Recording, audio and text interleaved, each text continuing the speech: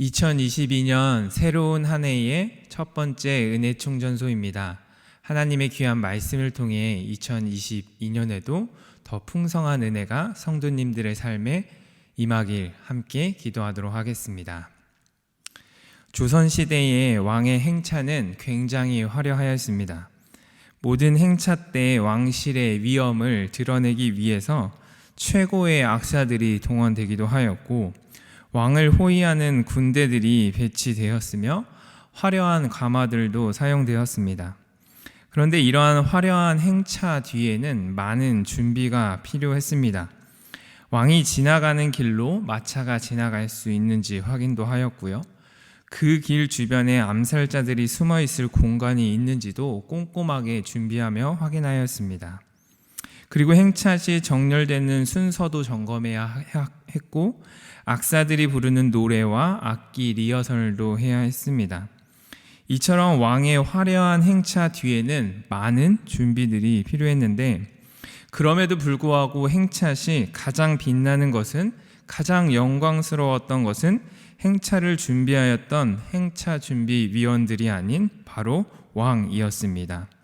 준비위원들은 왕이 안전하고 영광스러운 행차를 할 수 있도록 뒤에서 돕고 준비하는 역할을 하는 것이었지, 그 앞에서 자신을 내세우며 드러나는 역할을 하는 것이 아니었습니다. 오늘 본문에 보면 왕의 행차 준비위원과 같은 사람이 등장합니다. 바로 세례 요한입니다. 세례 요한은 요단강 건너편 베다니에서 세례를 베풀고 있었습니다. 세례 요한의 인기가 높아지자 예루살렘의 종교 지도자들은 사람을 보내어 그가 누구인지 물었습니다. 그러자 요한은 그들에게 숨기지 아니하고 드러내어 말했습니다. 나는 그리스도가 아닙니다. 세례 요한이 그들의 질문에 이렇게 대답한 것은 아마도 많은 사람들이 요한이 자신들을 구원할 약속의 메시아라고 생각하며 질문했던 것 같습니다. 그러자 그들이 다시 물었습니다. 그럼 도대체 당신은 누구십니까? 엘리야입니까? 그러자 요한은 대답합니다. 나는 엘리야가 아닙니다. 그들이 엘리야라고 부른 것은 당시 사람들은 말라기 선지자가 예언하였던 엘리야를 문자 그대로 기다리고 있었기 때문입니다. 말라기 4장 5절입니다. 보라, 여호와의 크고 두려운 날이 이르기 전에 내가 선지자 엘리야를 너희에게 보내리니. 그런데 세례 요한은 자신이 그 엘리야가 아니라고 하였습니다. 그러자 그들이 또 다시 물었습니다. 그럼 장차 오시기로 한 그 선지자입니까? 그러자 세례 요한은 아니라고 대답합니다. 여기서 그 선지자는 신명기 18장 15절에 하셨던 약속을 근거로 합니다. 신명기 18장 15절입니다. 내 하나님 여호와께서 너희 가운데 내 형제 중에서 너를 위하여 나와 같은 선지자 하나를 일으키시리니 너희는 그의 말을 들을지니라. 그런데 세례 요한은 그 선지자도 아니었습니다. 그러자 그들은 자신들을 보낸 이들에게 보고해야 한다고 하며 마지막으로 묻습니다.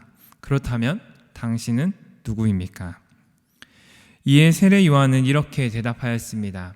23절입니다. 이르되 나는 선지자 이사야의 말과 같이 주의 길을 곧게 하라고 광야에서 외치는 자의 소리로라 하니라. 자신을 광야에서 외치는 자의 소리라고 이야기합니다. 이는 이사야 40장 30절에 근거하고 있습니다. 이사야 40장 3절입니다. 외치는 자의 소리여 이르되 너희는 광야에서 여호와의 길을 예비하라. 사막에서 우리 하나님의 대로를 평탄하게 하라. 아멘.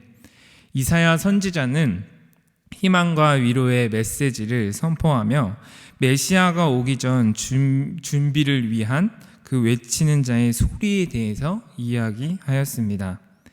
이에 세례 요한은 이 구절을 근거로 하여 자신이 메시아나 선지자가 아니라 그의 길을 예비하고 준비하기 위해 온 소리라고 대답한 것입니다. 그는 철저하게 자신을 드러내지 않았고 자신의 역할이 그 뒤에 오실 진짜 메시아를 위해 준비되는 것임을 인식하고 있었던 것입니다.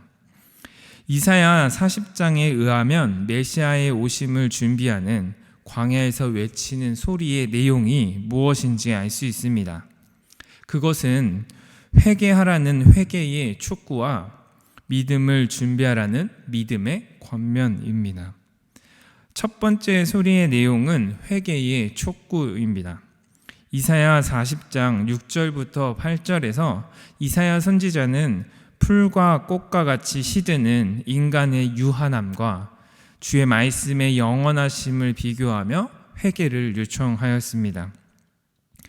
회개의 시작은 내가 어떠한 존재인지를 깨닫는 것부터 시작됩니다. 그러나 회개는 그것으로 부족합니다. 그저 한탄하는 것이 회개가 아닌 것입니다. 여호와 하나님의 영원하시고 완전하심을 깨달을 때에 다시금 돌이킬 수 있는 것입니다. 죄에서 돌이켜 완전하심으로 나가는 것이 회개인 것입니다. 이사야 선지자는 소리를 통해서 메시아가 오실 것이니 우리가 회개함으로 돌이켜야 함을 선언하고 있는 것입니다. 그래서 세례 요한도 강력한 회개의 메시지를 선포한 것입니다.